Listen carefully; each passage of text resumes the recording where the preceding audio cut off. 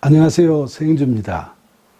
저는 15년 전 하나님을 만난 이후로 직장을 몇 번 옮겨 다녔는데 그때마다 같이 일하던 동료들 중에는 제가 전도해서 회심한 사람들이 여럿 있었습니다.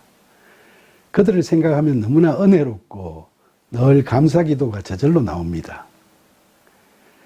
그렇게 믿게 된 사람들 중에는 제 승용차를 운전하던 직원도 있었는데 그는 성품이 온순하고 매우 성실한 사람이었죠. 그를 처음 만나 종교를 물어보니까 자신은 무교라고 대답하더군요. 그래서 몇 달 지난 후 어느 날 지방 출장을 가는 길에 내가 하나님을 믿으니까 참 좋은데 한번 믿어볼 생각이 없느냐고 그의 의향을 조심스럽게 한번 떠보았죠. 그러나 그는 평소 제 말을 잘 듣는 사람이었는데도 신앙 문제에 대해서는 단호하게 자기는 아직 그럴 생각이 없다는 뜻을 밝히더군요.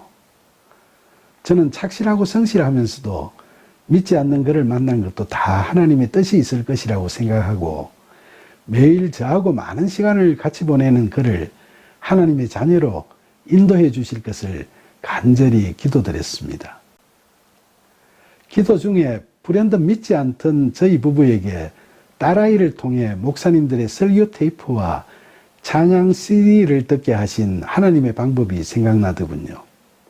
그래서 저는 승용차 카세트에 찬양 CD 6장을 꼽아놓고 이동 중에 음악을 켜면 찬양만 항상 흘러나오도록 했죠. 그렇게 해서 차를 타고 다닐 때는 별일 없으면 늘 찬양을 들으면서 다니게 됐습니다. 그러면서도 그가 불편해하지는 않을까 하고 그의 속마음이 걱정돼서 교회도 안 다니는데 혹시 이런 노래가 듣기 거부가지 않아요 하고 수시로 물어보면 그는 아니요, 노래 가사가 참 좋은데요 라면서 괜찮다고 그러더군요. 그렇게 6개월쯤 지나고 나서 정말 놀라운 일이 일어났죠. 하루는 출근하면서 그가 저도 교회에 나갈 수 있을까요 하고 뜻밖의 질문을 불쑥 던지는 거였습니다. 그 말을 듣는 순간 저는 너무나 놀랍고 기뻤죠. 그럼요, 갈 수 있고 말고요 하면서 제가 반기자 그는 혹시 원장님 다니시는 교회에 나가도 될까요? 라고 하더군요. 저는 너무 기분이 좋아서 그럼요, 되고 말고요.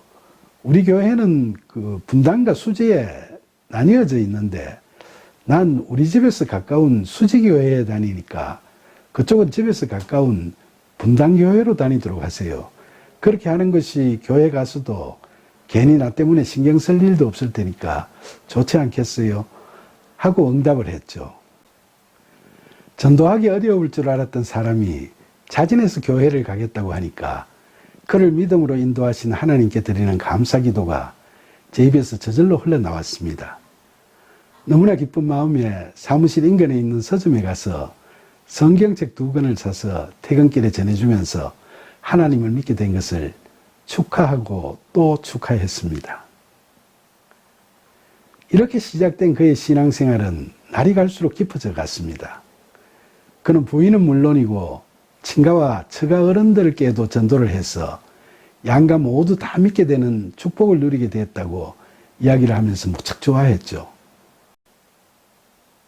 특히 이제 말을 배운 지 얼마 되지 않은 그의 어린 딸아이가 잠자리에 들 때면 늘 고사리 같은 손을 모으고 하나님 아버지 좋은 꿈 꾸고 잠잘 자게 해주세요 아멘 하면서 하나님께 기도를 드릴 줄 알게 되었다고 자랑하기도 했었죠. 그러던 그에게 정말 예상치 못했던 시련이 닥쳐왔습니다. 하루는 출근길에 그가 땅이 꺼질 듯이 한숨을 쉬며 울먹이는 목소리로 원장님, 어제 아내가 갑자기 가출을 해버렸어. 이번 주말에는 아내를 찾으러 다녀야 할 것 같습니다 라고 이야기를 하더군요. 제가 놀라서 연유를 물으니까 그동안 그들 부부가 절약을 해서 어렵게 돈을 좀 모았는데 부인이 주변 사람들에게 속아서 투자를 잘못하는 바람에 큰 손실을 보고는 너무나 상심이 컸고 또 남편에게 미안한 마음에 집을 나가버렸다고 했습니다. 그런데 그 후 그 부인이 집을 나가 있는 동안에 저보다 나이도 한참 어린 그가 처신하는 것을 보고 저는 너무나도 깊은 감명을 받았죠. 그는 금전적 손실을 본 것과 관련해서 자기 부인에 대해서 아무런 원망도 하지 않고 오로지 별일 없이 돌아오기만을 기다리며 부인 걱정만 했습니다. 어린 딸아이를 돌보아 주시면서 따님 걱정을 하시는 장모님을 위로하면서 주말이면 부인을 찾아다니느라고 온종일 동분서주하면서 지쳐가는 그의 모습을 보면서 저의 걱정은 점점 커져갔습니다. 아침에 출근하면서 차를 탈 때마다 혹시 부인이 돌아오셨느냐고 묻기가 미안한 날들이 하루하루 지나갔죠. 그런데 다행스럽게도 얼마 뒤에 아침에 출근하는 길에 그는 활짝 웃으면서 부인이 돌아왔다는 이야기를 하더군요. 그녀는 그동안 남편에게 미안해서 연락도 못하고 지방에 있는 친구 옷가게에 가서 일을 도와주면서 속상한 마음을 추스리고 앞으로 할 일도 찾아보고 했었던 것 같았습니다. 저는 정말 잘 됐다고 하면서 다행이에요. 돈이야 뭐 이따가도 없는 거고 아직 젊으니까 또 모으면 되잖아요. 누구보다도 부인이 제일 속상하겠죠. 절대 다투지 말고 너그러이 이해하고 잘 지내세요 하고 그를 위로했죠. 그러자 그는 걱정하지 말라면서 오히려 차분한 어조로 원장님 정말 고맙습니다. 원장님께서 저에게 전도해 주신 덕분에 제가 하나님의 자녀가 되었기 때문에 이번 일이 잘 해결되는 것 같습니다.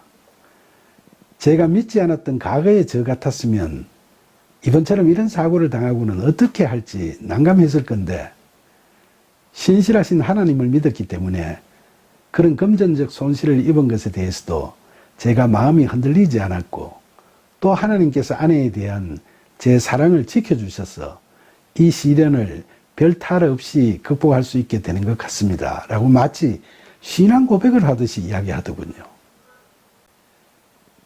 이처럼 그는 예기치 못했던 어려움을 겪으면서 하나님을 원망하거나 하나님께 서운해하면서 교회를 떠나버리기 쉬운 초신자였음에도 불구하고 신앙의 힘으로 그 자신과 하나님과의 사랑의 관계를 지켜나갈 수 있었던 겁니다. 신실했던 그는 성령의 은혜로운 도우심으로 아내에 대한 사랑과 이해하는 마음을 잃지 않게 되었으며 애써 모은 돈을 잃어버린 것에 대해서도 누구를 원망하기보다는 물질에 구애받지 않고 그의 가정의 평화를 지키는 것을 최우선시 할 수 있게 됐던 거죠. 너무나 은혜롭고 감사한 일이었죠. 잠언 10장 12절의 말씀처럼 미움은 다툼을 일으켜도 사랑은 모든 허물을 가리게 되는 거죠. 얼마 후 그는 그 일을 알게 된 그의 친구들이 그런 사고를 당하면서도 별 탈 없이 잘 극복해 나가는 그의 모습에 감명을 받아서 자기들도 교회에 나가고 싶다고 해서 그 친구들도 주일마다 함께 교회에 다니게 되었다는 기쁜 소식을 저에게 전해 주었습니다. 이처럼 하나님께서는 시련 가운데서도 마귀의 영에 휘둘려서 가정 불화나 금전적 손실에 대한 상심으로 뭔가 마음을 상하게 하지 않으시고 오히려 그런 힘든 시기에 하나님과의 사랑의 끈을 더욱 단단히 묶어 그 힘으로 가족의 사랑을 지켜온 그에게 그처럼 소중한 가정의 평강을 다시 찾게 해주셨던 겁니다. 그리고 그의 친구들과도 은혜의 단비를 함께 맞는 기쁨을 누리도록 진정한 이웃사랑의 길로 그를 인도하여 주셨던 겁니다. 오늘 이 자리를 빌어 제가 전도했던 옛 동료를 생각하면서 이처럼 우리를 지극하신 사랑으로 품으시고 또 우리가 받은 사랑을 이웃과 함께 나눌 수 있게 인도하시는 은혜로우신 하나님을 찬양합니다. 하나님, 감사합니다.